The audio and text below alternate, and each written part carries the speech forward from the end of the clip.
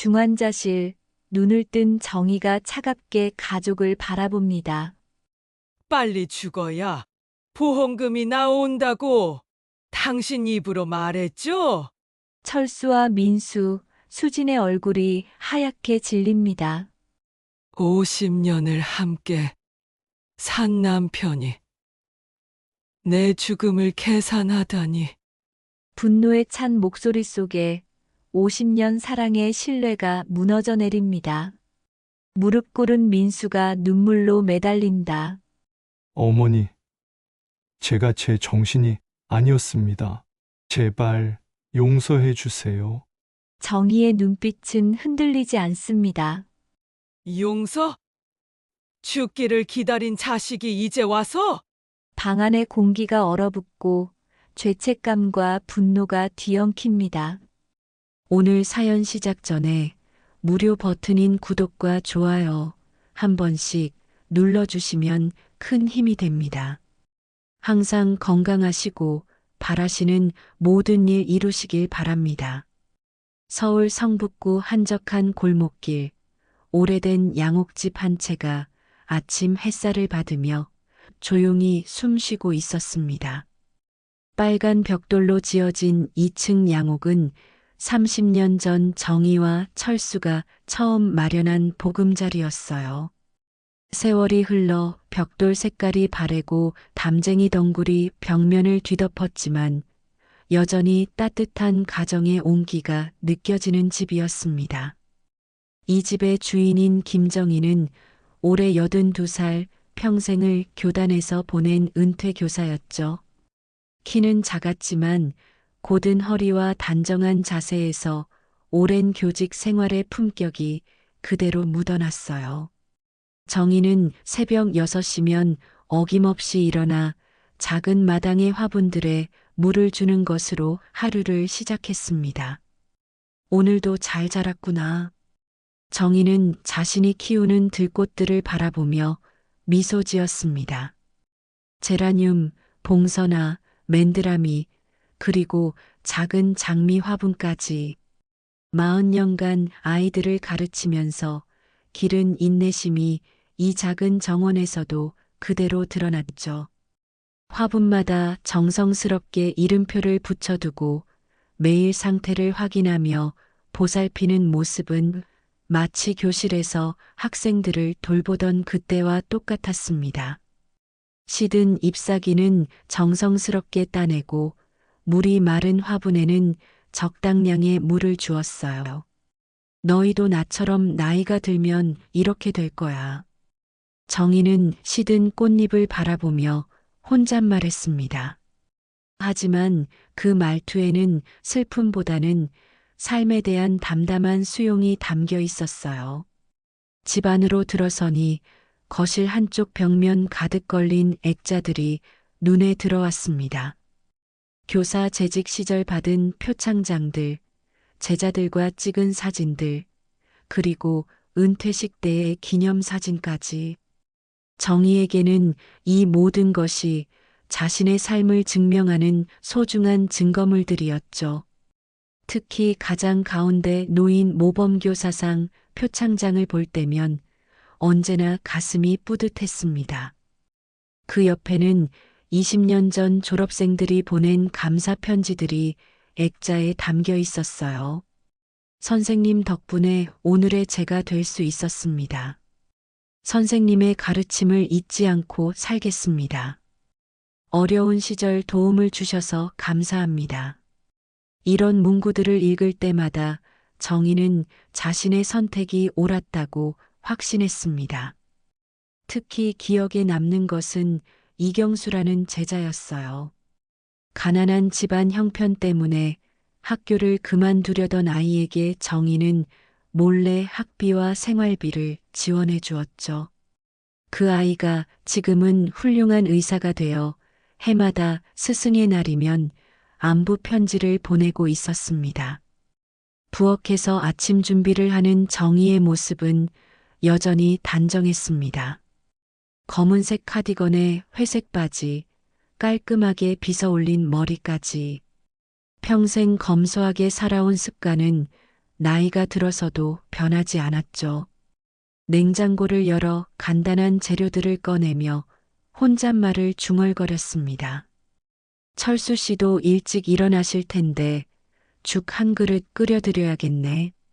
남편 박철수는 정희보다 3살 많은 85, 오랜 지병으로 몸이 불편해 대부분의 시간을 집에서 보내고 있었습니다. 당뇨병과 고혈압을 앓고 있어서 매일 약을 복용해야 합니다. 정희는 남편의 약을 챙기고 식사를 준비하는 일이 일상이 되어 있었죠. 쌀을 씻어 냄비에 넣고 물을 부어가며 정희는 오늘 할 일들을 머릿속으로 정리했습니다. 오전에는 철수의 병원 예약이 있었고 오후에는 동네 부인의 모임이 있었어요. 저녁에는 며느리가 손주를 데리고 올 예정이었죠. 창가에 놓인 작은 책상에는 정희가 매달 받는 연금 통장과 보험 서류들이 정리되어 있었습니다.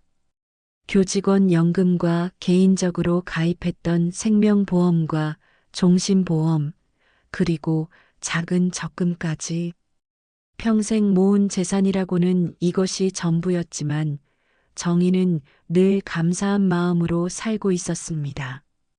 특히 종신보험은 15년 전에 가입한 것으로 당시 보험료가 만만치 않았지만 만약의 상황을 대비해 꾸준히 납입해 왔어요. 보험 금액은 3억 원, 정희에게는 큰 돈이었지만 그것보다는 가족들의 앞날을 걱정하는 마음에서 가입한 것이었습니다. 선생님 댁은 정말 부러워요. 연금도 나오고 보험도 든든하고 가끔 동네 아주머니들이 하는 말이었습니다. 하지만 정희에게는 그 돈이 단순한 생활비 이상의 의미였죠. 그것은 자신이 평생 성실하게 살아온 증거이자 앞으로도 남편과 함께 품위 있게 살아갈 수 있는 희망이었습니다. 오전 시간이 되자 정희는 거실 소파에 앉아 독서를 시작했습니다. 요즘 즐겨 읽는 것은 옛날 제자들이 보내준 편지들과 교육 관련 책들이었죠. 가끔 제자들로부터 안부 전화가 오면 그보다 기쁜 일은 없었습니다. 선생님, 저 결혼해요. 선생님, 아이가 태어났어요. 선생님 덕분에 좋은 직장에 들어갔어요. 이런 소식들을 들을 때면 정희는 마치 자신의 일인 양 기뻐했습니다. 교단을 떠난 지 10여 년이 지났지만 여전히 아이들에 대한 사랑은 변하지 않았거든요. 특히 어려운 환경의 학생들을 도왔던 기억들이 선명했어요. 도시락을 싸주기도 하고 학용품을 사주기도 하면서 정희는 진정한 스승의 역할을 해왔습니다. 때로는 자신의 월급에서 아이들을 위해 써버리는 일도 많았지만 정희는 그런 자신이 자랑스러웠어요. 그날 오후 정희는 평소보다 일찍 점심을 준비했습니다. 남편이 좋아하는 계란죽에 간단한 나물 몇 가지를 곁들여 상을 차렸죠. 시금치나물, 도라지 무침, 그리고 김치까지. 철수는 식탁에 앉아 조용히 식사를 했습니다. 부부는 오랜 세월 함께 살면서 굳이 많은 말을 하지 않아도 서로를 이해하는 사이가 되어 있었습니다. 약은 드셨어요? 정희가 물었습니다. 아침에 먹었어.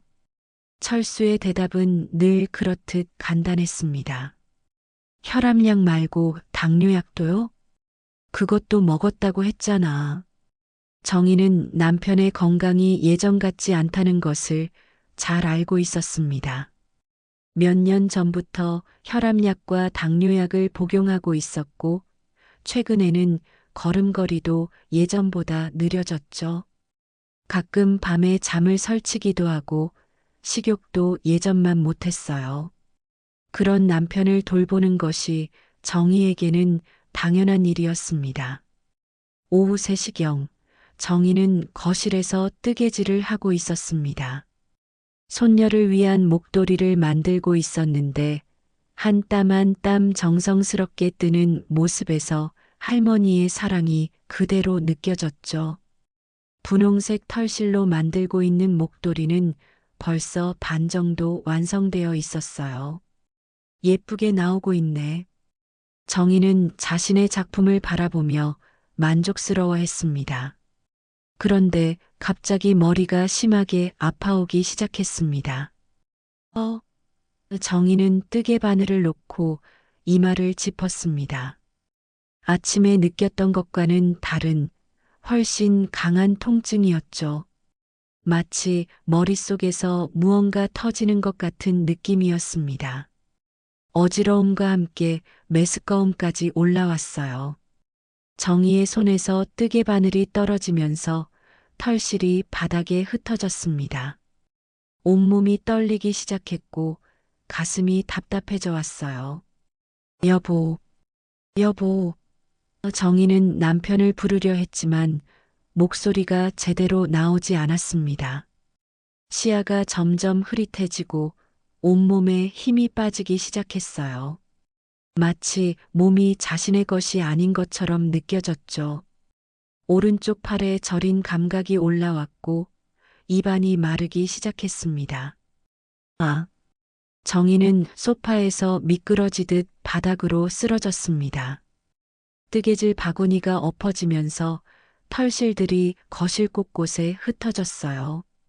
분홍색 털실이 정희의 몸 위로 덮였고 뜨던 목도리도 바닥에 널브러졌습니다.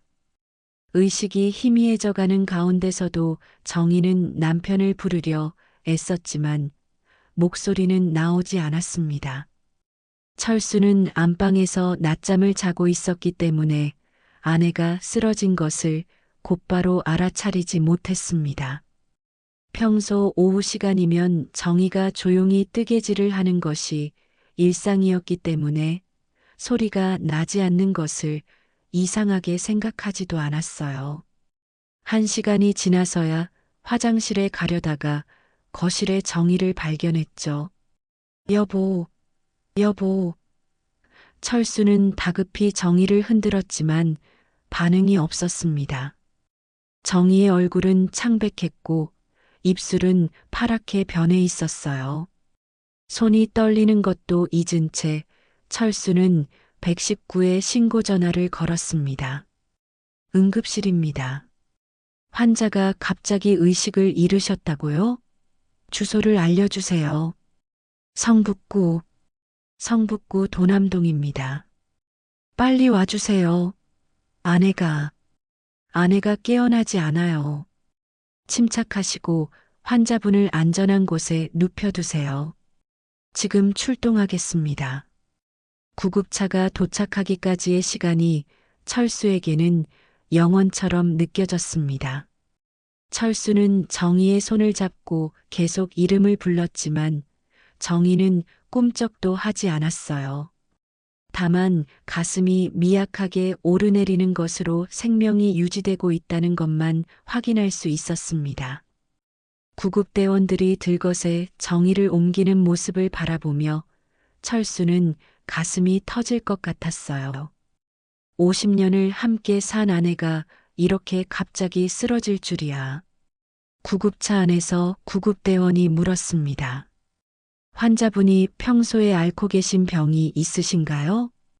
혈압이 조금 높다고 했는데 그래도 별다른 병은 없었어요. 오늘 아침에도 멀쩡했는데 언제부터 의식을 잃으셨나요? 1시간 전쯤 발견했는데 정확히는 모르겠어요. 병원 응급실은 북적거렸습니다.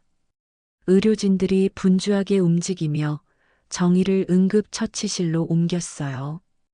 철수는 복도에서 초조하게 기다릴 수밖에 없었죠. 간호사들이 오가며 각종 서류를 건네주었고 철수는 떨리는 손으로 서명을 했습니다. 보호자분이세요? 의사가 다가왔습니다. 네, 남편입니다. 환자분께서 뇌출혈로 의식을 잃으신 것 같습니다. CT 촬영 결과 뇌혈관에서 출혈이 확인되었어요.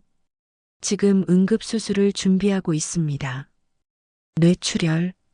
철수는 그 단어를 듣는 순간 다리에 힘이 빠졌습니다. 의자에 주저앉아 머리를 감쌌어요. 평생 건강하게 살아온 아내가 갑자기 뇌출혈이라니. 수술이 잘 될까요? 출혈 부위가 크지 않아서 생명에는 지장이 없을 것 같습니다. 하지만 수술 후 회복 과정이 중요해요. 가족분들께 연락하셔야 할 것 같습니다. 간호사가 말했습니다. 철수는 떨리는 손으로 아들에게 전화를 걸었어요. 여보세요, 박민수입니다. 민수야, 엄마가 쓰러졌어. 뭐요? 어머니가요? 어떻게 된 거예요? 뇌출혈이래. 지금 수술 준비 중이야. 빨리 와. 지금 가겠습니다. 아버지, 너무 걱정하지 마세요. 아들 민수와 며느리 수진이 병원에 도착한 것은 1시간 후였습니다. 수진은 울먹이며 시아버지를 위로했고 민수는 의사를 찾아 정확한 상황을 듣고 싶어 했어요. 의사 선생님, 어머니 상태가 어떤가요? 지금 수술이 진행 중입니다. 다행히 출혈 부위가 크지 않아서 생명에는 지장이 없을 것 같습니다. 하지만 의식 회복까지는 시간이 걸릴 수 있어요. 의식 회복이요? 얼마나 걸릴까요? 뇌출혈의 경우 뇌압이 높아져서 의식을 잃게 되는데 수술 후에도 며칠에서 몇 주 정도는 혼수 상태가 지속될 수 있습니다. 환자분의 체력과 회복력에 따라 달라져요. 가족들은 중환자실 앞에서 밤을 지새웠습니다. 수술실 앞에 빨간 등이 켜져 있는 동안 아무도 말을 하지 않았어요. 새벽 5시경 수술이 끝났다는 소식이 전해졌습니다. 수술은 성공적으로 끝났습니다.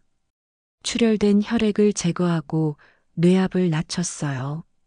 하지만 환자분께서 언제 의식을 회복하실지는 좀 더 지켜봐야 할 것 같습니다. 그럼 이제 괜찮은 건가요? 민수가 물었습니다. 일단 위험한 고비는 넘겼다고 보시면 됩니다. 다만 회복 과정에서 합병증이 생길 수 있으니까 주의 깊게 관찰해야 해요. 정희는 중환자실 침대에 누워 있었습니다. 온갖 의료기기들에 둘러싸인 채로 말이죠. 산소호흡기를 끼고 있는 모습이 너무나 안쓰러웠어요. 머리에는 붕대가 감겨 있었고 각종 모니터들이 삐삐 소리를 내며 생체 신호를 확인하고 있었습니다. 그런데 정희는 의식이 있었습니다. 눈을 뜰 수도 없고 말을 할 수도 없었지만 주변의 모든 소리가 또렷하게 들렸어요. 가족들의 대화, 의료진들의 발걸음 소리, 심지어 복도에서 들려오는 작은 소음까지 마치 깊은 물속에 잠겨 있는 것 같은 느낌이었지만 의식만은 또렷했습니다.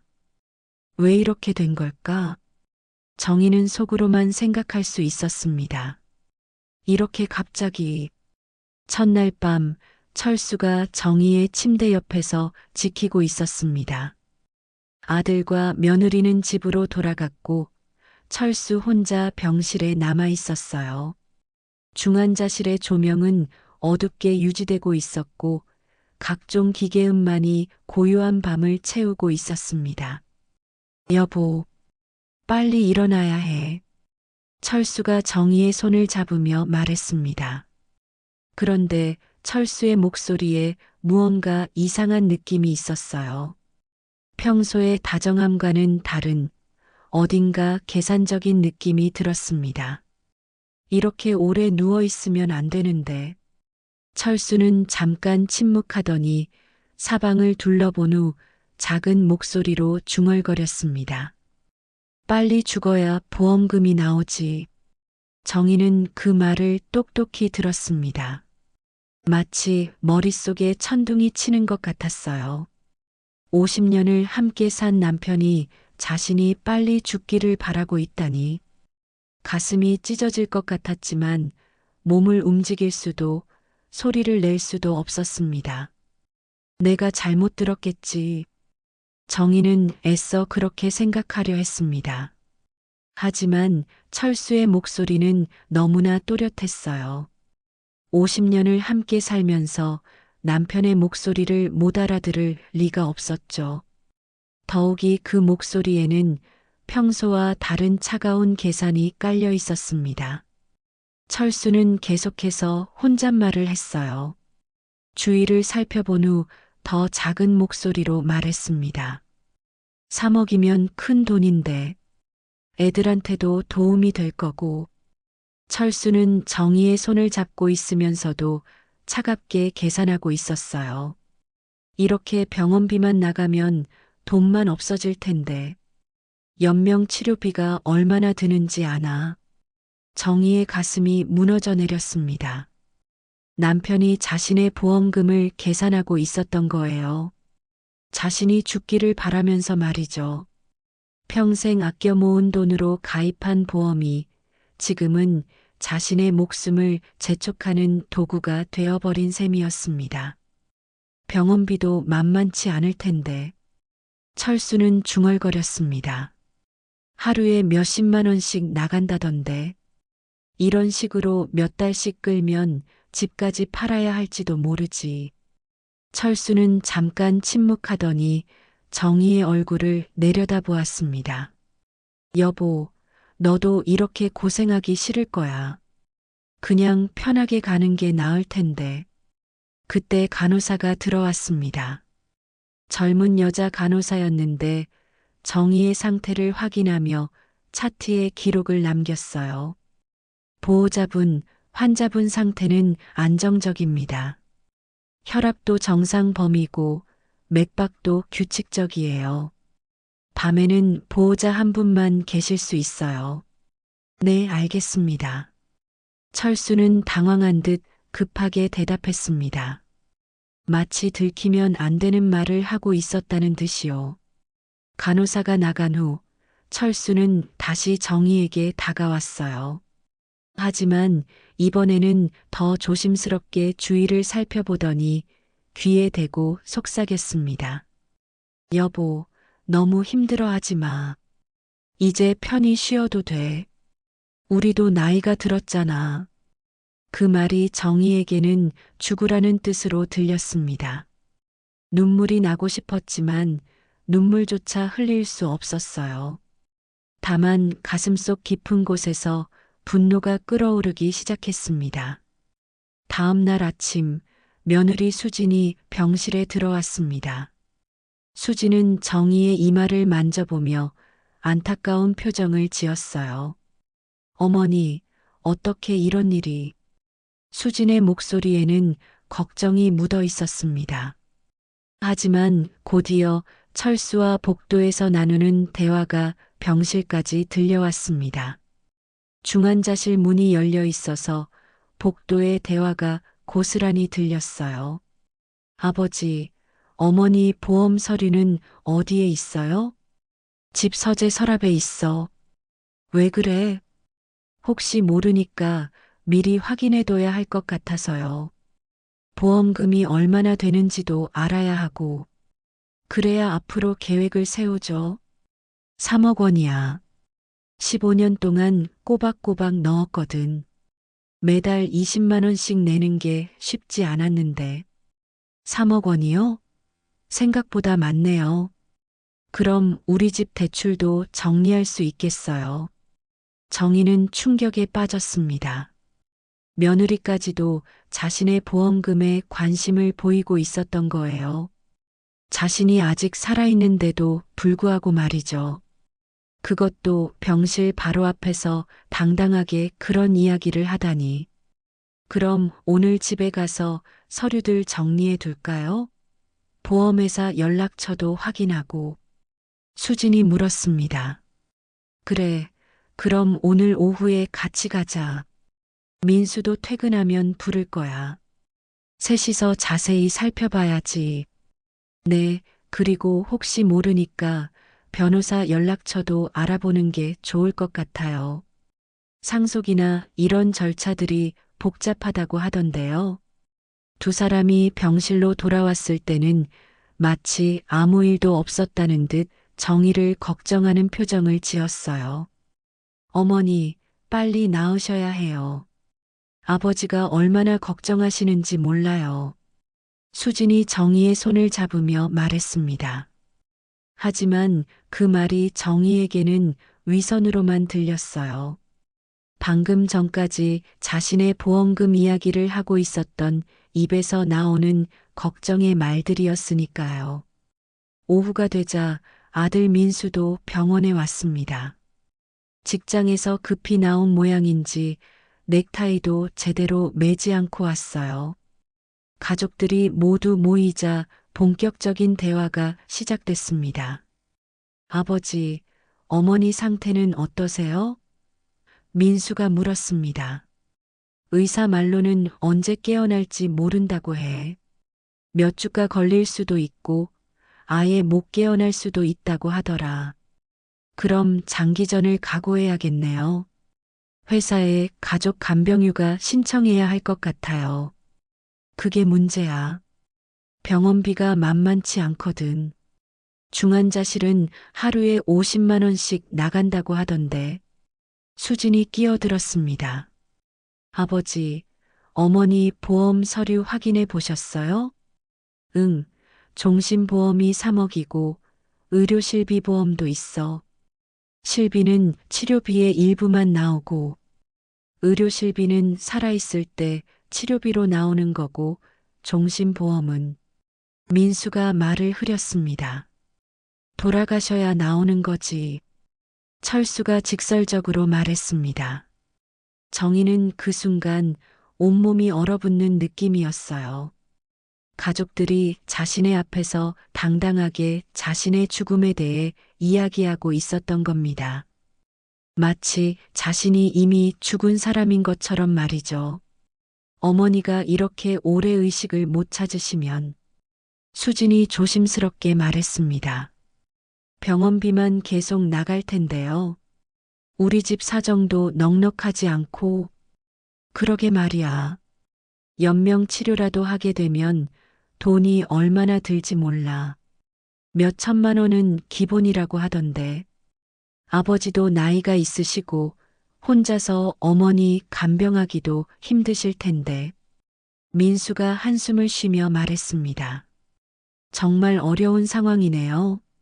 솔직히 어머니도 이렇게 고생하시는 것보다는 정희는 가족들의 대화를 들으며 절망감에 빠졌습니다. 이들에게 자신은 이미 죽은 사람이나 다름없었어요. 아니, 죽기를 바라는 존재였죠. 자신이 평생 사랑했던 사람들이 이렇게 냉정할 줄이야. 장례만 치르면 큰 돈이 들어오잖아. 수진이 작은 목소리로 말했습니다. 그런 말하는 게 아니야. 철수가 제지했지만 그의 목소리에는 진정성이 없었어요. 오히려 동의하는 듯한 뉘앙스가 느껴졌습니다. 하지만 현실적으로 생각해야 하지 않을까요? 어머니도 이렇게 고생하시는 것보다는 편하게 가시는 게 맞아요, 아버지. 어머니가 깨어나신다고 해도 후유증이 남을 텐데 그럼 평생 간병을 해야 하잖아요. 정희는 그 순간 모든 것을 이해했습니다. 가족들은 자신이 죽기를 바라고 있었어요. 보험금 때문에 말이죠. 평생 이 가족을 위해 살아왔는데 결국 이런 대접을 받게 되다니. 저녁 시간이 되자 간호사가 들어와 면회 시간이 끝났다고 했습니다. 가족들은 내일 다시 오겠다며 병실을 나갔어요. 철수만 남아서 정의를 지키기로 했죠. 내일은 보험회사에도 연락해봐야겠다. 철수가 혼잣말했습니다. 절차가 어떻게 되는지 미리 알아보고 서류도 준비해야 하고 정희는 더 이상 들을 수 없었습니다. 평생 믿어왔던 가족들이 자신을 배신하고 있었어요. 그것도 돈 때문에 말이죠. 하지만 정희는 포기하지 않기로 결심했습니다.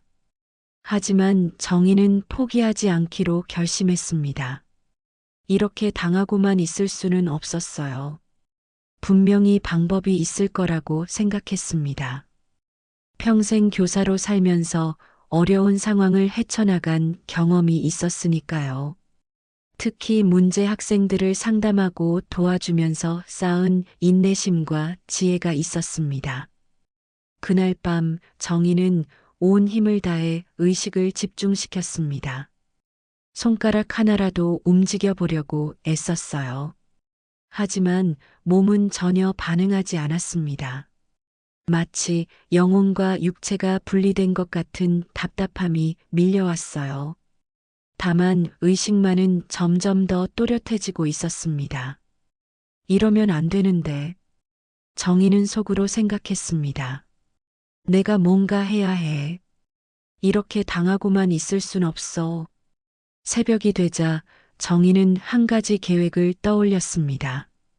죽은 척을 계속하면서 가족들의 모든 대화를 듣는 거였어요. 그리고 증거를 모으는 것이죠. 하지만 어떻게 증거를 모을 수 있을까요? 몸을 움직일 수도 없고 말을 할 수도 없는 상황에서 말이에요. 그때 정희는 예전에 자신이 가르쳤던 제자들을 떠올렸습니다. 40년간 수많은 학생들을 가르쳤으니까 분명히 이 병원에서 일하는 제자가 있을 거라고 생각했어요. 특히 어려운 집안 형편의 아이들을 많이 도와줬는데 그 중에 간호사나 의사가 된 아이들이 있을 거라고 믿었습니다. 다음 날 오전 간호사가 정희의 상태를 확인하러 들어왔습니다. 30대 초반으로 보이는 젊은 간호사였는데 정희를 살펴보며 차트에 기록을 남겼어요. 혈압 정상, 맥박 안정적, 체온 36.8도. 간호사가 중얼거리며 체크하고 있을 때 정희는 간호사의 목소리에서 익숙한 무언가를 느꼈습니다. 목소리 톤이나 말하는 방식에서 어딘가 기억나는 구석이 있었어요. 간호사는 정희의 팔을 들어 링거 상태를 확인했어요. 그런데 그 순간 정희는 깜짝 놀랐습니다. 간호사가 자신의 손목을 살짝 눌러준 것이었어요. 마치 신호를 보내는 것 같았습니다. 일반적인 의료 행위와는 다른 느낌이었죠. 환자분, 저는 간호사 이영미입니다. 간호사가 조용히 말했습니다. 혹시 들리신다면 영미라는 이름이 정희에게는 너무나 익숙했어요. 가슴이 두근거리기 시작했습니다. 정희는 기억을 되짚어보려 애썼습니다. 이영미. 아, 그렇다. 20년 전에 가르쳤던 제자였어요. 당시 가정 형편이 어려워서 간호학과에 진학하고 싶어 했던 아이였죠. 아버지가 일찍 돌아가시고 어머니 혼자 남매를 키우는 집안이었는데 공부는 정말 열심히 하는 아이였어요. 영미는 정희의 손을 잡고 맥박을 재는 척하면서 작은 목소리로 말했습니다. 선생님, 저 이영미예요. 20년 전에 선생님 반에서 공부했던 이영미. 3학년 2반에서 반장도 했고, 기억하세요? 정희는 가슴이 뛰었습니다. 하지만 몸을 움직일 수 없어서 반응을 보일 수 없었어요. 답답함이 밀려왔지만 동시에 희망도 생겼습니다. 영미는 계속 말했습니다. 선생님이 저한테 간호학과 장학금 받을 수 있게 도와주셨잖아요. 그때 선생님이 아니었다면 제가 간호사가 될 수 없었어요. 선생님이 추천서도 써주시고 면접 준비도 도와주시고 정희는 그제야 영미를 완전히 기억해냈습니다. 아버지를 일찍 여의고 어머니 혼자 남매를 키우느라 고생했던 집의 딸이었어요. 정희가 몰래 학비를 지원해주고 장학금 신청까지 도와준 아이였죠. 당시 영미는 공부는 잘했지만 집안 형편 때문에 고등학교 졸업 후 취업을 생각하고 있었는데 정희가 적극적으로 대학 진학을 권했던 기억이 났어요. 선생님, 혹시 들리신다면. 영미는 주위를 살펴본 후 더 작은 목소리로 말했습니다. 손가락을 조금이라도 움직여 보세요. 아주 미세하게라도 좋으니까요. 정희는 온 힘을 다해 새끼손가락을 움직여 보려 했어요. 처음엔 전혀 반응이 없었지만 계속 집중하자 아주 미세하게 떨리는 것 같았습니다. 마치 전기가 통하는 것 같은 느낌이었어요. 아! 영미가 작은 감탄사를 냈습니다. 선생님, 정말 들리시는 거죠? 의식이 있으시는 거예요? 정희는 다시 한번 손가락을 움직이려 애썼어요. 이번에는 조금 더 분명하게 움직인 것 같았습니다.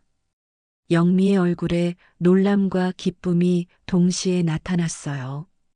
영미는 놀란 표정으로 정희를 바라봤어요. 선생님, 의식이 있으시는 거네요. 이럴 수가. 의사 선생님께 말씀드려야. 하지만 그때 철수가 병실에 들어왔습니다. 영미는 재빨리 평상시처럼 업무를 보는 척했어요. 체온계를 확인하고 차트에 기록하는 모습이 자연스러웠습니다. 간호사님, 아내 상태는 어떤가요? 철수가 물었습니다. 안정적입니다. 생체 신호도 정상이고 혈압도 괜찮으세요. 영미가 대답했습니다. 언제쯤 깨어날까요? 벌써 사흘째인데. 그건 정확히 말씀드리기 어려워요. 뇌출혈 환자분마다 회복 속도가 다르거든요. 며칠 만에 깨어나시는 분도 있고 몇 주씩 걸리는 분도 계세요. 철수는 고개를 끄덕이며 정희 옆에 앉았어요. 영미는 업무를 마치고 나가면서 정희에게 작은 신호를 보냈습니다. 손을 살짝 쥐어주는 것이었어요. 영미가 나간 후 철수는 다시 혼잣말을 시작했어요. 의사가 그러는데 이런 상태로 몇 달씩 갈 수도 있다네. 그럼 병원비가 얼마나 나올지. 철수는 한숨을 쉬었습니다. 중환자실비만 해도 하루에 50만 원인데 한 달이면 1,500만 원이야. 차라리 빨리 결론이 났으면 좋겠는데. 정희는 남편의 말을 들으며 분노가 치밀어 올랐습니다. 하지만 동시에 희망도 생겼어요. 영미가 있으니까 혼자가 아니었던 거죠. 점심시간이 되자 민수와 수진이 다시 병원에 왔습니다. 이번에는 서류 봉투를 들고 왔어요. 보험회사에서 받아온 서류들인 것 같았습니다. 아버지, 보험회사에 연락해 봤어요. 민수가 말했습니다. 절차가 생각보다 복잡하네요. 서류도 많이 필요하고 어떻게 된다고 하던가? 철수가 물었습니다. 일단 사망진단서가 나와야 하고 그 다음에 각종 서류를 제출해야 해요. 가족관계 증명서, 주민등록등본, 통장 사본까지. 보험금 지급까지는 일주일 정도 걸린다고 하네요. 수진이 끼어들었습니다. 그런데 문제는 지금처럼 의식불명 상태로 오래가면 연명치료를 중단할지 결정해야 한다고 하더라고요. 연명치료 중단? 철수가 물었습니다. 네, 가족들이 동의하면 인공호흡기나 링거 같은 걸 빼는 거예요. 그럼 자연스럽게. 수지는 말을 흐렸지만 의미는 분명했습니다. 정희는 그 말을 듣고 온몸에 소름이 돋았습니다. 가족들이 자신의 연명치료 중단을 계획하고 있었던 거예요. 그런 걸 우리가 결정해도 되나? 철수가 조심스럽게 물었습니다. 법적으로는 가능하다고 해요. 환자 본인의 의사를 알 수 없는 상황에서는 가족이 결정할 수 있다고 하네요. 민수가 서류를 펼쳐 보이며 말했습니다. 여기 보세요. 연명치료 중단 동의서예요. 가족들이 서명하면 되는 거래요. 하지만 그래도 철수는 망설였습니다. 아버지, 어머니도 이렇게 고생하는 걸 원하지 않으실 거예요. 수진이 말했습니다. 그리고 현실적으로 생각해 보세요. 이런 식으로 몇 달씩 가면 집안이 거덜날 거예요. 중환자실 하루 비용만 50만 원인데 한 달이면 1,500만 원이에요. 민수도 거들었습니다. 맞아요, 아버지. 어머니를 위해서라도 편하게 보내드리는 게 맞는 것 같아요. 이렇게 누워 계시는 것보다는 어머니도 이런 모습으로 사시는 걸 원하지 않으실 거예요. 그런데 아직 사흘밖에 안 지났는데 철수가 망설였습니다. 너무 성급한 건 아닐까? 아버지, 의사가 뭐라고 했어요? 깨어날 가능성이 희박하다고 하지 않았나요? 수진이 다그치듯 물었습니다.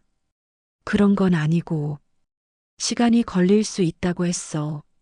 몇 주에서 몇 달까지도 걸릴 수 있다고. 바로 그거예요, 아버지. 몇 달씩 걸린다고 하면 병원비가 얼마나 나올지 생각해 보세요.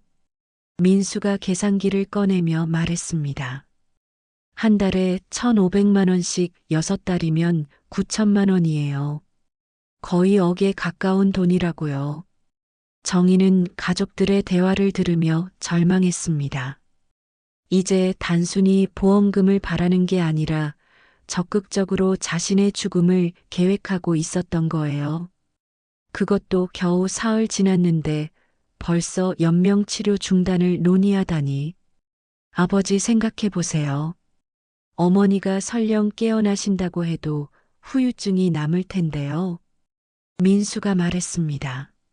뇌출혈 환자들은 대부분 언어장애나 운동장애가 남는다고 해요. 그럼 평생 간병을 해야 하잖아요. 아버지 나이도 있으시고 우리도 각자 생활이 있고. 맞아요. 솔직히 말하면 어머니한테도 좋지 않은 일이에요. 수진이 동조했습니다. 이렇게 누워서 고생하시는 것보다는 편안하게 가시는 게 나을 거예요.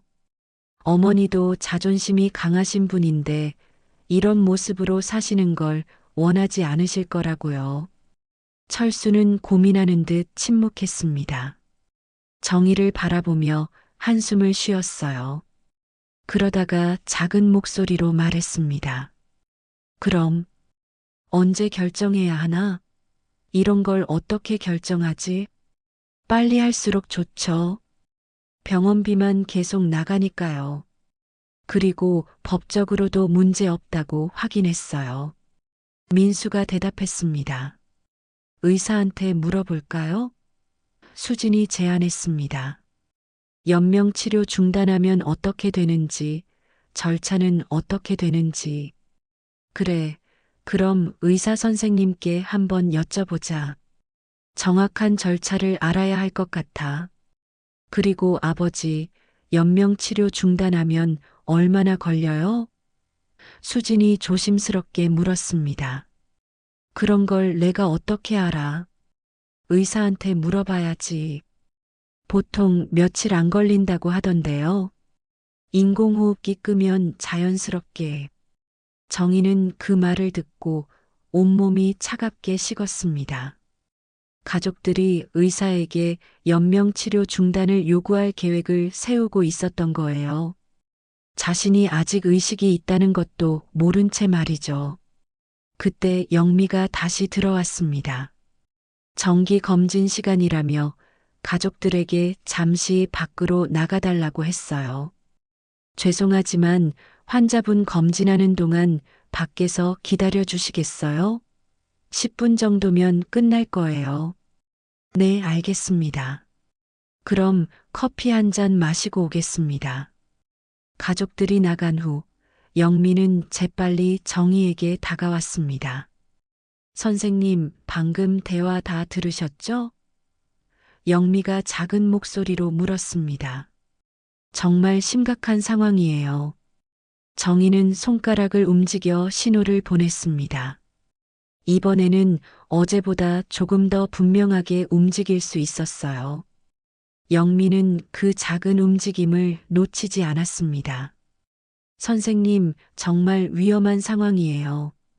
영미가 급하게 말했습니다. 가족분들이 연명치료 중단을 생각하고 있어요. 이러면 안 되는데. 선생님은 분명히 의식이 있으신데. 영미는 가방에서 작은 녹음기를 꺼냈습니다. 선생님, 이걸로 대화를 녹음할게요. 증거가 필요하잖아요. 법적으로 문제가 될 수 있는 일이라서. 영미는 녹음기를 켜보이며 말했습니다. 이미 어제부터 녹음하고 있어요. 가족분들이 하신 말씀들 다 들어있어요. 정희는 가슴이 뛰었습니다. 드디어 희망이 보이기 시작했어요. 영미는 녹음기를 침대 밑에 숨기고 다시 업무를 보는 척 했습니다. 선생님, 제가 변호사에게도 연락해 볼게요. 아는 변호사가 있어요. 인권 변호사인데 이런 일의 전문가예요. 정희는 눈물이 날 것 같았습니다. 하지만 눈물을 흘릴 수도 없어서 더욱 답답했어요. 영미가 자신을 도와주려 한다는 것만으로도 위로가 되었습니다. 선생님, 손가락 움직이는 것도 조금씩 나아지고 있어요. 계속 연습하세요. 의사 선생님께 보여드릴 수 있을 정도가 되면 좋겠어요. 영미는 종이를 접어서 주머니에 넣었습니다. 가족들이 다시 들어왔을 때 영미는 평상시처럼 검진을 마무리하고 있었습니다. 간호사님, 우리가 의사 선생님께 여쭤볼 게 있는데요. 민수가 말했습니다. 무엇을 여쭤보시려고요? 연명치료 중단에 대해서요. 어머니가 이런 상태로 계속 계시면 가족으로서 결정해야 할 것 같아서요. 영미의 표정이 굳어졌습니다. 그런 중요한 결정은 신중하게 하셔야 해요. 환자분의 생명이 걸린 문제니까요. 담당 의사와 충분히 상의하시는 게 좋겠네요. 네, 그럴게요. 언제 만날 수 있을까요? 오후에 회진 때 말씀드려보겠습니다. 그런데 영미가 잠깐 망설이더니 말했습니다. 혹시 환자분께서 평소에 연명치료에 대해 어떤 의견을 가지고 계셨는지 아세요? 글쎄요. 특별히 이야기한 적은 없는 것 같은데. 철수가 대답했습니다. 그렇다면 더욱 신중하게 결정하셔야 할 것 같아요. 영미가 나간 후 가족들은 다시 보험금 이야기를 시작했습니다. 아버지, 보험금 받으면 뭐부터 할 거예요? 수진이 물었습니다.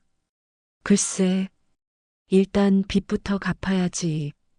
집 대출도 있고, 카드빚도 좀 있고, 저희 집 대출도 좀 도와주실 수 있어요? 민수가 조심스럽게 물었습니다. 이자가 너무 부담돼서 고민이었거든요. 그래야지. 그래도 내 아들인데. 얼마나 필요해? 5천만 원 정도면 될 것 같아요. 그 정도는 충분히 도와줄 수 있어. 감사해요, 아버지. 어머니도 이렇게 도움이 되시니까 좋아하실 거예요. 정희는 그 말을 듣고 분노가 치밀었습니다. 자신의 죽음으로 도움이 된다니 이런 말을 어떻게 할 수 있을까요? 평생 이 가족을 위해 살아왔는데 결국 자신의 가치를 돈으로만 계산하고 있었던 거예요. 오후가 되자 담당 의사가 회진을 왔습니다. 가족들은 곧바로 의사를 붙잡고 이야기를 시작했어요. 의사 선생님, 저희가 상의할 게 있는데요. 철수가 말했습니다. 네, 무엇을 도와드릴까요? 아내가 이런 상태로 계속 있으면 연명 치료를 중단하는 것도 방법이지 않을까요?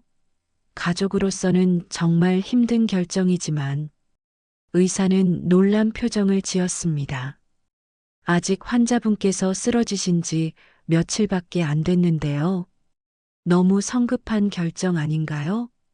하지만 깨어날 가능성은 희박하지 않나요? 민수가 물었습니다. 그렇지 않습니다. 환자분의 뇌 손상 정도를 보면 충분히 회복 가능성이 있어요. 조금 더 기다려 보시는 게 좋겠습니다. 그런데 병원비 부담도 만만치 않고 수진이 말했습니다. 의사는 불쾌한 표정을 지었어요. 환자분의 생명이 걸린 문제인데 비용을 먼저 생각하시는 건가요? 정희는 의사의 말을 들으며 감사함을 느꼈습니다. 적어도 의료진 중에는 자신을 지켜주려는 사람이 있다는 게 위로가 되었어요. 하지만 가족들의 표정을 보니 쉽게 포기하지 않을 것 같았습니다. 그런 뜻은 아니고 철수가 당황하며 말했습니다. 다만 현실적으로 우리 형편도 고려해야 하지 않겠습니까? 저도 나이가 있고 혼자서 감당하기에는 환자분의 회복을 위해서는 시간이 필요합니다. 뇌출혈 환자의 경우 급성기를 지나면서 서서히 의식을 회복하는 경우가 많아요. 의사가 차분히 설명했습니다. 특히 환자분 같은 경우는 출혈량도 그리 크지 않았고 나이를 감안해도 충분히 회복 가능성이 있습니다. 그런데 선생님, 만약에 깨어나지 못한다면 어떻게 되는 건가요? 민수가 물었습니다. 정확한 통계 같은 게 있나요? 뇌출혈 환자의 약 70%는 적절한 치료를 받으면 의식을 회복합니다. 물론 회복 정도는 개인차가 있지만요. 70%라. 수진이 중얼거렸습니다. 그럼 30%는 안 깨어난다는 얘기네요. 그런 상황은 최소 한 달 이상 지켜본 후에 판단할 수 있는 문제입니다. 아직 너무 이른 시점이에요. 의사가 단호하게 말했습니다. 일단 일주일 더 지켜보시죠. 그 후에 다시 상의하시면 됩니다. 의사가 나간 후 가족들은 불만스러운 표정을 지었어요. 의사가 너무 원칙적이네. 우리 사정은 생각도 안 하고. 민수가 투덜거렸습니다. 70%라고 하지만 결국 30%는 못 깨어나는 거잖아요. 그래도 일주일이라고 했으니까 그때까지 기다려보자. 철수가 말했습니다. 그럼 일주일 후에는 확실히 결정하자고요. 더 이상 미룰 수는 없잖아요. 수진이 못을 박았습니다. 그때까지 깨어나지 않으시면 정말로 연명치료 중단을 고려해야죠. 맞아요. 그리고 아버지, 혹시 모르니까 다른 병원 의견도 들어볼까요? 민수가 제안했습니다. 여기 의사만 너무 보수적인 건 아닐까요? 정희는 그 말을 듣고 절망감에 빠졌습니다. 일주일, 자신에게 남은 시간은 고작 일주일이었어요. 그 안에 뭔가 방법을 찾아야 했습니다. 그날 저녁, 영미가 마지막 검진을 하러 왔습니다. 가족들이 저녁을 먹으러 나간 틈을 타서 정희에게 다가왔어요. 선생님, 오늘 대화도 다 녹음했어요. 영미가 작은 목소리로 말했습니다. 가족분들이 일주일 후에 확실히 결정하겠다고 하시는 거 들었어요. 그리고 변호사한테 연락했어요. 내일 오후에 만나기로 했어요. 영미는 정희의 손을 잡았습니다. 선생님, 변호사가 그러는데 이런 경우에는 환자의 의식 여부를 증명하는 게 가장 중요하대요. 선생님이 의식이 있다는 걸 의학적으로 입증할 수 있다면 연명 치료 중단을 막을 수 있어요. 정희는 손가락을 움직여 반응을 보였습니다. 어제보다 훨씬 분명하게 움직일 수 있었어요. 선생님, 많이 나아지셨네요. 내일부터는 더 적극적으로 움직임을 연습해 보세요. 눈꺼풀이라도 살짝 떨릴 수 있다면 좋겠어요.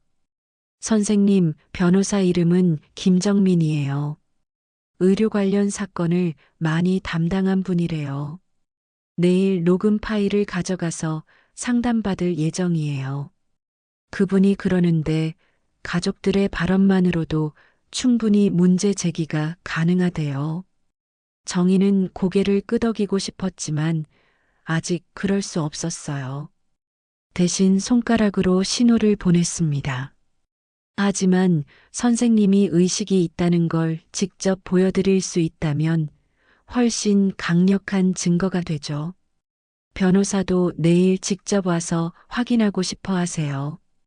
다음 날 오전 정희는 온 힘을 다해 몸을 움직이려 애썼습니다. 어제보다 조금 더 분명하게 손가락이 움직이는 것 같았어요. 발가락도 조금씩 감각이 돌아오는 듯 했습니다. 심지어 눈꺼풀도 미세하게 떨리는 것 같았어요. 가족들이 병실에 들어왔을 때 정희는 죽은 듯이 누워 있었어요. 어제 의사가 일주일이라고 했으니까 그동안 다른 병원도 알아볼까? 민수가 제안했습니다. 다른 병원은 왜? 철수가 물었습니다. 혹시 여기 의사가 너무 보수적인 건 아닐까요? 다른 곳에서는 다르게 판단할 수도 있잖아요. 연명치료 중단에 대해서 더 유연하게 생각하는 병원도 있을 거예요. 그런 것도 좋은 생각이네. 수진이 동조했습니다. 세컨드 오피니언이라고 하죠? 다른 의사 의견도 들어보는 거. 제가 아는 병원이 하나 있어요. 거기는 가족 중심으로 결정할 수 있게 도와준다고 하던데요. 민수가 말했습니다. 그럼 오늘 연락해봐. 철수가 말했습니다. 정희는 가슴이 철렁했습니다. 가족들이 연명치료 중단에 더 적극적인 병원을 찾고 있었던 거예요. 그날 오후 영미는 약속대로 변호사를 만나러 갔습니다. 병원에서 나가기 전에 정희에게 낮은 목소리로 속삭였어요. 선생님, 꼭 돌아올게요. 걱정하지 마세요. 변호사와 상담 잘하고 올게요. 영미가 없는 동안 정희는 더욱 절실하게 움직임을 연습했습니다. 조금씩이나마 감각이 돌아오고 있는 것 같았어요. 특히 오른손 검지손가락은 이제 제법 분명하게 움직일 수 있었습니다. 한편 가족들은 다른 병원과 통화를 하고 있었어요. 네, 그런 상황이면 전원 가능합니다. 전화기 너머로 들려오는 소리였습니다. 저희는 가족의 의견을 최대한 존중하는 편이거든요. 언제 가능한가요? 민수가 물었습니다. 내일이라도 가능해요. 구급차로 모셔오시면 됩니다. 정희는 그 대화를 듣고 경악했습니다. 가족들이 자신을 다른 병원으로 옮겨서 연명 치료를 중단하려 하고 있었던 거예요. 저녁 무렵 영미가 돌아왔습니다. 평소보다 늦은 시간이어서 가족들은 이미 집으로 돌아간 후였어요. 선생님, 영미가 흥분된 목소리로 말했습니다. 변호사를 만났어요. 정말 좋은 소식이 있어요. 영미는 정희에게 다가와 귓속말로 말했습니다. 김정민 변호사가 그러는데 녹음 파일만으로도 충분히 법적 대응이 가능하대요. 가족들이 환자의 회복을 기다리지 않고 성급하게 연명치료 중단을 추진하는 건 문제가 될 수 있다고 해요. 정희는 가슴이 뛰었습니다. 그리고 선생님이 의식이 있다는 걸 증명할 수 있다면 더욱 강력한 증거가 돼요. 변호사가 내일 직접 병원에 와서 상황을 확인해 보겠다고 했어요. 영미는 잠깐 망설이더니 말했습니다. 선생님, 그런데 한 가지 문제가 있어요. 변호사가 오시기 전에 가족분들이 다른 병원으로 전원을 시키려고 하면 어떻게 하죠? 아까 전화하는 걸 들었는데. 정희는 그 말을 듣고 불안해졌습니다. 민수가 다른 병원을 알아보겠다고 했던 말이 떠올랐어요. 선생님, 만약 그런 일이 생기면 제가 막아볼게요. 의학적으로 전원이 위험하다고 주장할 수 있거든요. 영미는 정희의 손을 꽉 잡았습니다. 선생님, 조금만 더 버티세요. 변호사가 오면 모든 게 해결될 거예요. 그런데 혹시 모르니까 선생님이 의식이 있다는 걸 더 분명하게 보여줄 수 있어야 해요. 그날 밤 정희는 잠들지 못했습니다. 내일 변호사가 오면 정말로 자신을 구해줄 수 있을까요? 가족들이 눈치채지 않을까요? 그리고 가족들이 자신을 다른 병원으로 옮기려 한다는 게 더욱 불안했어요. 새벽이 되자 정희는 더욱 집중해서 몸을 움직이려 애썼습니다. 손가락뿐만 아니라 눈꺼풀도 움직여 보려고 했어요. 조금씩이지만 분명히 나아지고 있다는 느낌이 들었습니다. 다음 날 아침 가족들이 일찍 병원에 왔습니다. 평소보다 일찍 온 것이 수상했어요. 아버지, 다른 병원에서 답변이 왔어요. 민수가 말했습니다. 거기서는 전원 받을 수 있다고 하네요. 그리고 우리 상황을 이해해서 가족 중심으로 결정할 수 있게 도와준다고 해요. 언제? 철수가 물었습니다. 오늘 오후에도 가능하다고 해요. 구급차로 옮기면 되거든요. 민수가 급하게 말했습니다. 정희는 깜짝 놀랐습니다.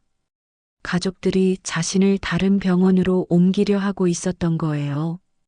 변호사가 오기 전에 말이죠. 그럼 오늘 옮기자. 수진이 말했습니다. 여기서는 의사가 너무 완고해서 답답해요. 일주일씩 기다리라고 하고.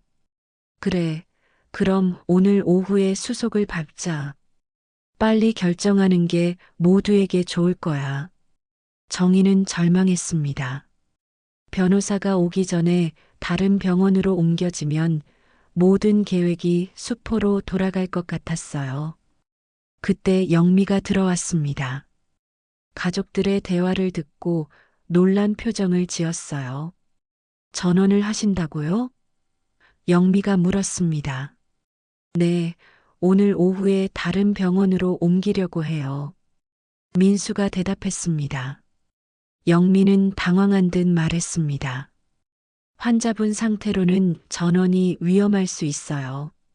아직 안정기에 완전히 접어들지 않았거든요. 다른 병원에서는 받을 수 있다고 했는데요. 수진이 반박했습니다. 그래도 담당 의사와 상의해 보시는 게 좋겠어요. 뇌출혈 환자는 섣불리 움직이면 재출혈의 위험이 있어요. 영미는 필사적으로 시간을 벌려고 했습니다. 일단 담당 의사가 오면 상의해 보겠습니다. 철수가 말했습니다. 그런데 간호사님, 전원 수속은 얼마나 걸려요? 민수가 물었습니다. 여러 검토 과정이 있어서 최소 반나절은 걸릴 것 같아요. 영미는 병실을 나가면서 정희에게 작은 신호를 보냈습니다. 걱정하지 말라는 듯이요. 하지만 가족들은 포기하지 않았습니다. 민수는 곧바로 전화를 걸어 전원 절차를 알아보기 시작했어요. 네, 지금 당장 진행하고 싶은데요. 어떤 서류가 필요한가요? 정희는 더욱 절실하게 기도했습니다. 변호사가 제때 오기를, 그리고 자신을 구해주기를. 오전 11시쯤 영미가 다시 들어왔습니다. 평소와 다른 긴장한 표정이었어요. 보호자분들, 잠시 말씀드릴 게 있는데요. 영미가 말했습니다. 무슨 일인가요? 철수가 물었습니다. 환자분 상태에 변화가 있는 것 같아요. 생체 신호에 미세한 변화가 감지되고 있어요. 가족들은 놀란 표정을 지었습니다. 변화라고 하면? 민수가 물었습니다. 뇌파 활동이 활발해지고 있어요. 의식 회복에 전조 증상일 가능성이 있습니다.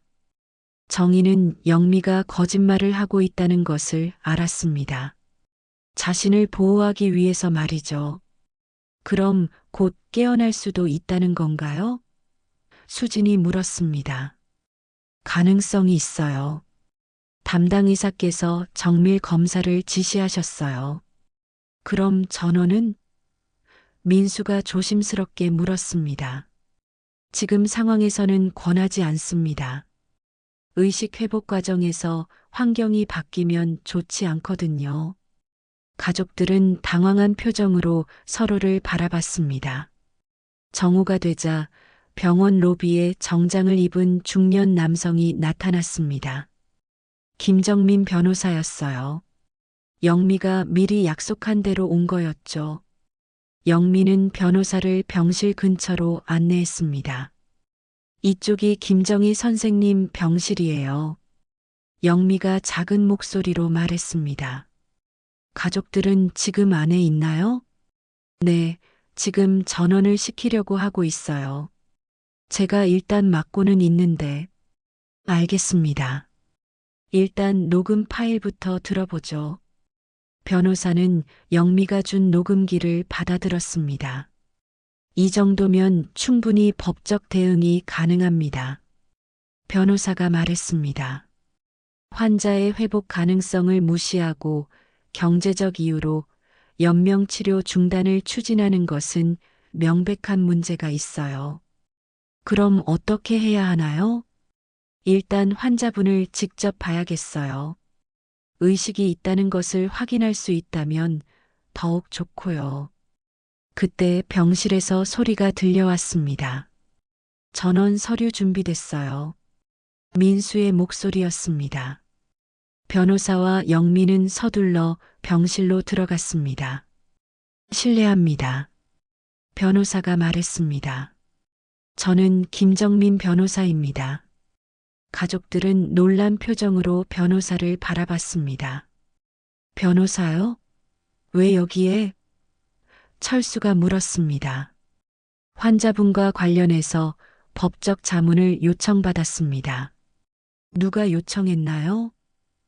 민수가 경계하는 표정으로 물었습니다. 그건 나중에 설명드리고 일단 환자분 상태를 확인해 보겠습니다. 변호사는 정희에게 다가갔습니다. 김정희 선생님, 저는 변호사 김정민입니다. 들리신다면 손가락을 움직여 주세요. 정희는 온 힘을 다해 손가락을 움직였습니다. 이번에는 분명하게 움직였어요. 변호사가 놀란 표정을 지었습니다. 지금 손가락이 움직였는데요. 가족들도 놀라서 정희를 바라봤습니다. 한 번 더 해보세요. 변호사가 말했습니다. 정희는 다시 손가락을 움직였습니다. 이번에는 검지와 중지를 모두 움직였어요. 분명히 움직이고 있어요. 변호사가 흥분해서 말했습니다. 환자분께서 의식이 있으시네요. 가족들은 당황한 표정을 지었습니다. 그럴 리가. 철수가 중얼거렸습니다. 선생님, 눈을 뜰 수 있나요? 변호사가 물었습니다. 정희는 온 힘을 다해 눈꺼풀을 움직이려 했습니다. 처음엔 안 되는 것 같았지만 계속 노력하자 아주 조금 눈이 떠졌어요. 눈을 뜨셨어요. 영미가 외쳤습니다. 정희는 흐릿하지만 주변 사람들을 볼 수 있었습니다. 남편과 아들, 며느리의 놀란 얼굴이 보였어요. 여보, 깨어났어? 철수가 떨리는 목소리로 물었습니다. 정희는 철수를 똑바로 바라봤습니다. 그리고 작은 목소리로 말했어요. 빨리 죽어야 보험금이 나온다고 했죠? 병실이 순간 조용해졌습니다. 가족들은 얼굴이 새하얗게 변했어요. 여보, 그게 철수가 당황해서 말했습니다. 다 들었어요. 정희가 힘겹게 말했습니다. 연명치료 중단하려고 했죠? 변호사는 이 모든 상황을 녹음하고 있었습니다. 환자분께서 모든 걸 듣고 계셨네요. 변호사가 말했습니다. 이제 진실이 밝혀졌습니다. 민수와 수지는 아무 말도 할 수 없었어요. 정희는 계속 말했습니다. 네, 보험금 사회에 기부할 거예요. 변호사가 미소를 지으며 말했습니다. 선생님의 의지를 법적으로 보호해 드리겠습니다. 중환자실에서 깨어난 정희의 모습을 본 가족들은 경악했습니다. 그들의 계획은 완전히 무너져 버렸어요. 여보, 정말 미안해. 내가 잘못 생각했어. 철수가 떨리는 목소리로 말했습니다. 하지만 그의 사과는 너무 늦었어요. 하지만 정희의 표정은 차가웠습니다. 50년을 함께 살았는데 이렇게 생각하고 계셨군요. 남편이 아내의 죽음을 재촉하고 내가 죽기만 기다리면서 보험금 계산하시고 나를 버리고 자식들과 살 궁리만 하고. 정희의 목소리에는 50년간 쌓인 실망이 묻어 있었습니다. 어머니, 저희가 잘못했어요. 정말 죄송해요. 민수가 무릎을 꿇으며 말했습니다. 용서해 주세요. 저희가 제 정신이 아니었어요. 용서? 정희가 쓸쓸하게 웃었습니다.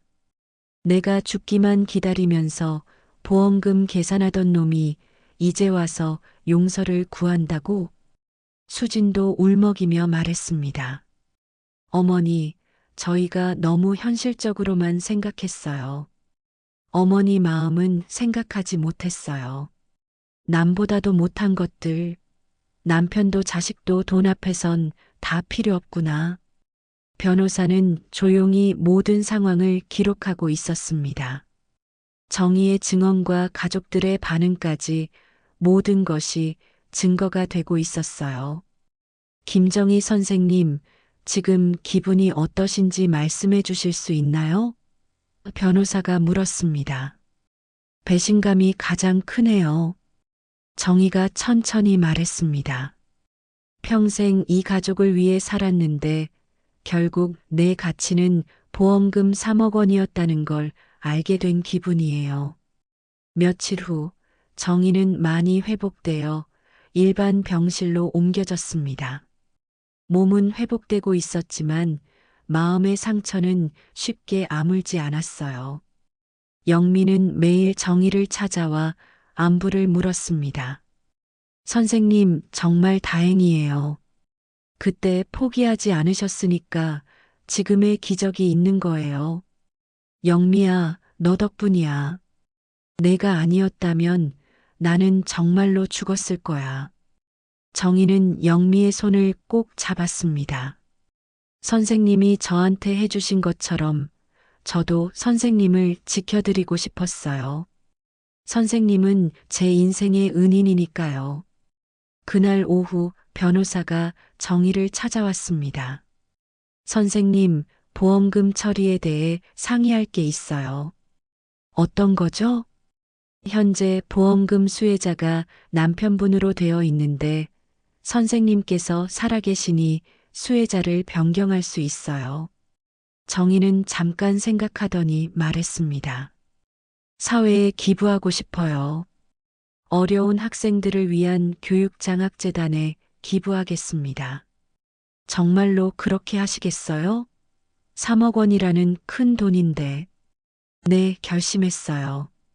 평생 교사였던 제가 할 수 있는 마지막 일이라고 생각해요. 가족분들이 반대하실 텐데. 상관없어요. 내 보험금이니까 내가 결정하는 거죠. 더 이상 그들에게 기댈 생각도 없고요. 정희는 단호하게 말했습니다. 평생 교사로 살았던 자신의 마지막 가르침이 될 거라고 생각했어요. 보험회사에서는 정희의 결정에 놀라워했습니다. 정말로 3억 원 전액을 기부하시겠다는 건가요? 보험회사 직원이 재차 확인했습니다. 네, 교육장학재단에 기부하여 가난한 학생들을 돕고 싶어요. 제가 평생 해온 일의 연장이라고 생각해요. 하지만 가족분들 동의는 받으셨나요? 제 보험이니까 제가 결정할 수 있는 거 아닌가요? 법적으로 문제 없죠? 변호사가 끼어들었습니다. 전혀 문제 없습니다. 보험 계약자 본인이 살아계시니 수혜자를 언제든 변경할 수 있어요. 철수와 민수, 수지는 이 소식을 듣고 급하게 병실로 달려왔습니다. 여보, 정말 그럴 거야? 다시 생각해봐. 철수가 다급하게 물었습니다. 네, 이미 결정했어요. 절차도 진행 중이고요. 어머니, 다시 생각해 보세요. 저희가 잘못했다고 사과드렸잖아요. 민수가 애원했습니다. 가족인데 이렇게까지 하실 건 아니잖아요. 수진도 울먹였습니다. 가족이라고? 정희가 차갑게 말했습니다. 가족이면 서로 죽기를 기다려야 하나? 가족이면 보험금 계산하면서 빨리 죽으라고 해야 하니? 저희가 잘못 생각했어요. 진심으로 반성하고 있어요. 민수가 무릎을 꿇었습니다. 반성은 좋지만 이미 늦었다. 정희는 창밖을 바라보며 말했습니다. 내 평생의 마지막 수업이에요. 돈보다 소중한 게 무엇인지, 진정한 가족의 의미가 무엇인지 여러분께 가르쳐 주고 싶어요. 어머니, 민수가 말했지만 정희는 고개를 돌렸습니다. 탐욕이 사람을 어떻게 변화시키는지 몸소 보여주셨잖아요. 이제 저도 여러분께 보여드리겠어요. 진정한 나눔이 무엇인지 말이에요. 가족들은 아무 말도 할 수 없었습니다. 정희의 단호한 결심 앞에서 그들의 욕심은 너무나 초라해 보였어요. 며칠 후 지역신문에 정희의 이야기가 실렸습니다. 뇌출혈로 의식불명에서 깨어난 은퇴교사, 보험금 3억 원 전액 장학재단 기부라는 제목이었어요. 기사에는 정희의 인터뷰도 함께 실렸습니다. 평생 교육에 몸담았던 사람으로서 마지막까지 학생들을 위해 일하고 싶었습니다. 돈의 소중함을 아는 것도 중요하지만 그보다 더 소중한 가치들이 있다는 것을 보여주고 싶었어요. 기사를 본 정희의 옛 제자들이 하나둘씩 병원으로 찾아왔습니다. 선생님, 정말 대단하세요. 이런 상황에서도 학생들을 생각하시다니. 한 제자가 감동해서 말했습니다. 선생님 덕분에 제가 간호사가 될 수 있었는데 이렇게 또 다른 학생들을 도우시다니 정말 존경스러워요. 그게 교사의 길이야. 정희가 미소를 지으며 말했습니다. 받은 사랑을 다시 나누는 것, 그게 우리가 해야 할 일이야. 영미도 깊이 감동받았습니다. 선생님, 정말 존경해요. 선생님 같은 분이 계셔서 세상이 아름다운 거예요. 저도 앞으로 더 많은 환자들을 정성껏 돌보겠어요. 내가 나를 구해줬으니까 이제 내가 다른 아이들을 구하는 거야. 그리고 너도 계속 환자들을 구하고 보험금 기부 소식은 온라인에서도 큰 화제가 되었습니다. 많은 사람들이 정의의 결정에 감동했어요. 정말 훌륭한 선생님이세요. 이런 분이 진짜 스승이죠. 평생 학생들을 가르치시더니 마지막까지 우리 모두에게 인생을 가르쳐 주시네요. 하지만 정의에게 가장 의미 있었던 것은 제자들의 반응이었습니다. 특히 이경수 의사가 병원을 찾아왔을 때였어요.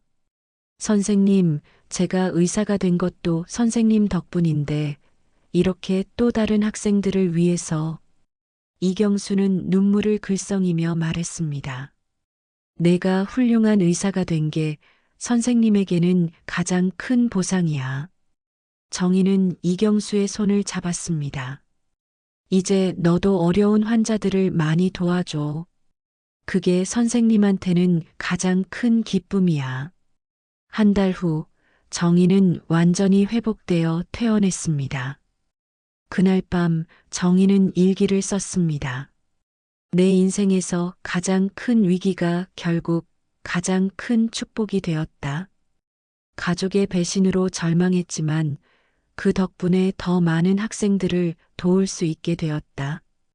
이것이야말로 진정한 교사의 마지막 수업이었다. 정의의 마지막 교훈은 이것이었습니다.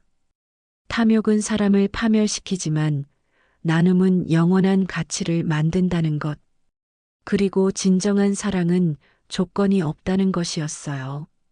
사망보험금이기에 정의가 죽은 후에 교육장학재단에 기부되는 거지만 정의의 가르침처럼 사랑과 나눔의 선순환은 계속 이어질 것입니다.